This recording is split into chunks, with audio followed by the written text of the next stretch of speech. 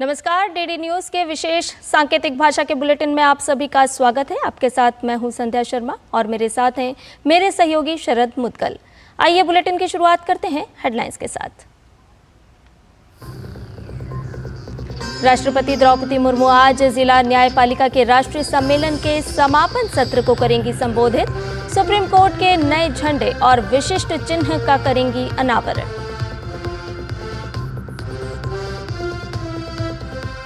प्रधानमंत्री नरेंद्र मोदी ने कहा, पिछले 10 साल में वैश्विक अर्थव्यवस्था 30% बढ़ी, वहीं भारतीय अर्थव्यवस्था करीब 90% बढ़ी।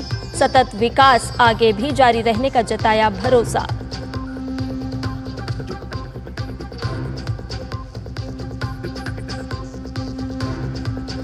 उत्तरी आंध्र प्रदेश और दक्षिण ओडिशा में बंगाल की खाड़ी पर बने दबाव से बारिश होने की संभावना। मौसम विभाग का गुजरात, महाराष्ट्र और कर्नाटक के तटवर्ती इलाकों में तेज बारिश का अलर्ट। इजरायल और हमास के बीच 3 दिन का मानवीय संघर्ष विराम आज से होगा शुरू। गाजा में पोलियो बीमारी के फिर से फैलने के बाद सामूहिक टीकाकरण आज से हो रहा है शुरू।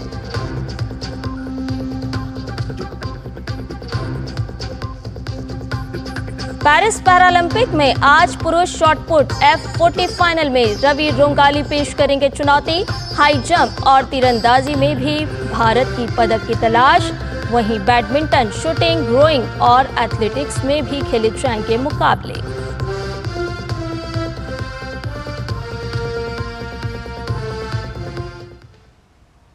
और अब खबरें विस्तार से। नई दिल्ली के भारत मंडपम में जिला न्यायपालिका के राष्ट्रीय सम्मेलन का आज दूसरा और आखिरी दिन है।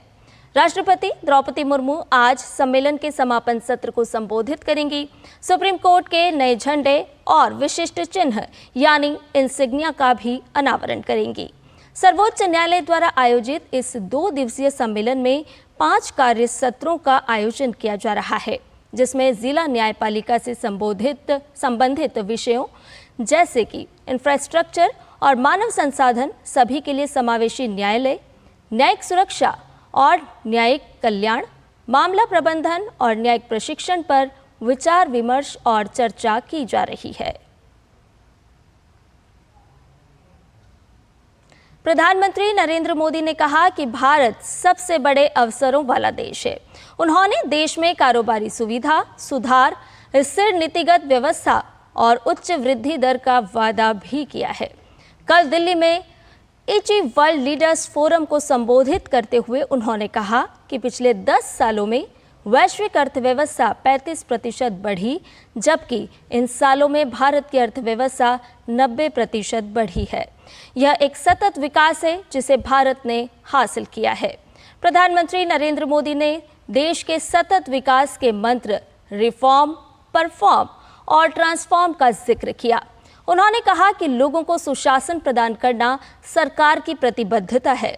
साथ ही प्रधानमंत्री ने कहा कि देश में लोगों ने निरंतरता और स्थिरता के लिए मतदान किया है। उन्होंने कहा कि भारत के मतदाताओं ने 60 साल बाद किसी सरकार की हैट्रिक लगवाई है। मौसम विभाग ने आज गुजरात में सौराष्ट्र और कच्छ, महाराष्ट्र और कर्नाटक के तटवर्ती इलाकों में तेज बारिश और बेहद खराब मौसम का अलर्ट जारी किया है। चक्रवाती तूफान असना धीरे धीरे कमजोर होकर कल तक उत्तर पश्चिम अरब सागर पर कम दबाव के क्षेत्र में बदल जाएगा। आज ओडिशा, छत्तीसगढ़, तटीय आंध्र प्रदेश और तेलंगाना में भी कई स्थानों पर वर्षा का अनुमान है। मौसम विभाग के अनुसार उत्तरी आंध्र प्रदेश और दक्षिण ओडिशा से लगी बंगाल की खाड़ी पर बना दबाव आज उत्तर पश्चिम में केंद्रित रहेगा।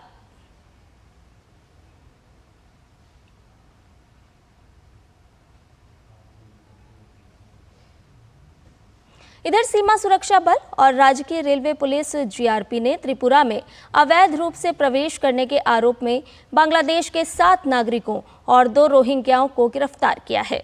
सीमा सुरक्षा बल के प्रवक्ता ने कहा कि त्रिपुरा के खोवाई जिले में रंगीचेरा सीमा पर एक महिला और एक बच्ची सहित 3 बांग्लादेशी नागरिकों को हिरासत में लिया गया।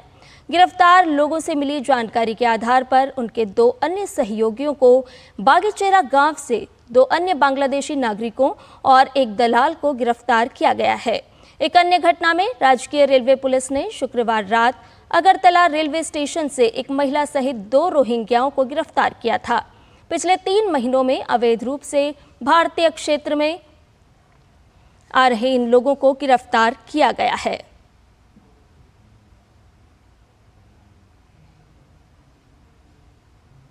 इधर तेल कंपनियों ने वाणिज्यिक एलपीजी गैस सिलेंडर की कीमतों में संशोधन किया है। आज से दिल्ली में 19 किलोग्राम वाले वाणिज्यिक एलपीजी गैस सिलेंडर की कीमत में 39 रुपए की बढ़ोतरी की गई है। 19 किलोग्राम वाणिज्यिक एलपीजी सिलेंडर की दिल्ली खुदरा बिक्री कीमत आज 1691.50 रुपए है।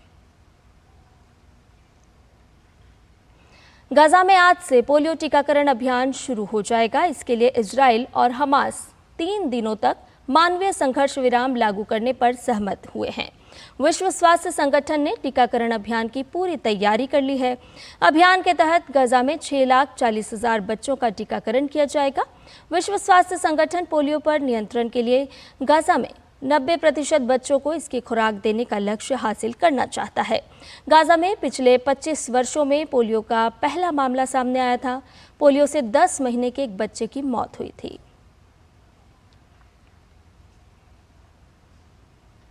पेरिस पैरालंपिक में भारत का शानदार प्रदर्शन जारी है। आज भारतीय खिलाड़ियों की नज़र शॉटपुट, हाई जंप और तीरंदाजी स्पर्धाओं में पदक जीतने पर होगी। रवि रोंगाली पुरुषों के शॉटपुट स्पर्धा के F40 वर्ग की फाइनल में मैदान पर उतरेंगे। वहीं ऊंची कूद प्रतियोगिता में निशात कुमार T47 वर्ग का फाइनल खेलेंगे। तीरंदाजी में पुरुषों के व्यक्तिगत कंपाउंड स्पर्धा के कांस्य पदक मैच में राकेश कुमार पदक पर निशाना साधेंगे। इसके अलावा आज बैडमिंटन, शूटिंग, रोइंग और एथलेटिक्स में भी भारतीय एथलीट जोर आजमाइश करते नजर आएंगे। इधर जर्मनी के हनोवर में बधिर शूटिंग चैंपियनशिप में भारत ने 1 स्वर्ण, 2 रजत और 1 कांस्य सहित कुल 4 पदक जीते हैं। महिलाओं की 10 मीटर एयर पिस्टल स्पर्धा में अनुया प्रसाद ने स्वर्ण जीता। अभिनव देशवाल ने पुरुषों के 10 मीटर एयर पिस्टल स्पर्धा में रजत जीता। पुरुषों की 10 मीटर एयर पिस्टल स्पर्धा में अभिनव देशवाल, शुभम वशिष्ठ और चेतन सबकाल की तिकड़ी ने रजत पदक हासिल किया। शुभम वशिष्ठ ने पुरुषों की 10 मीटर एयर पिस्टल में कांस्य पदक जीता। इस प्रतियोगिता में 16 देशों के 69 एथलीट भाग ले रहे हैं।